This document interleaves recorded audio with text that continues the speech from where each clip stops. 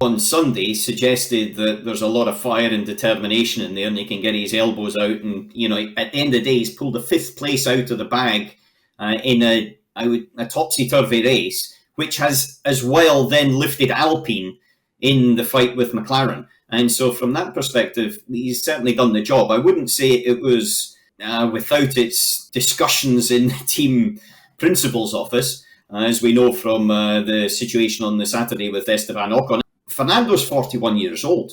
He's not a spring chicken. In 2003, I was the reserve driver at Renault when he was just joined with Jarno Trulli, and this is when he won his first Grand Prix. So he's been in the game a heck of a long time. And at that age, with that sort of speed and the focus, he's still a force to be reckoned with. He really, really is. But I think his time definitely at Alpine's came to an end, and I think from him, even though they'll give everything to the end of the season, I think he needs a fresh challenge, and I'm interested to see what he can do next year. Alonso does get grumpy. He does get into these little things, doesn't he? These little spats. We've seen it throughout his career. But also, so does Ocon.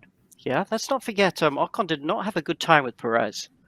And he's gone to a few spats. And Hulkenberg also, I think there was something there as well.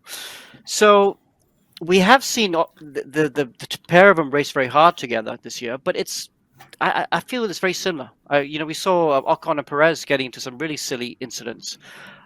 So and sometimes I think Ocon's very good at the professional foul in driving. You leave your foot in just a tiny little bit longer with the teammates, and it's very hard to tell. And I think this is what riles up their teammates, because I can't really point to a specific incident, but that's what I felt with some of Perez's incidents a couple of years ago. And I haven't seen anything with Alonso, but I suspect that might be happening with Alonso as well.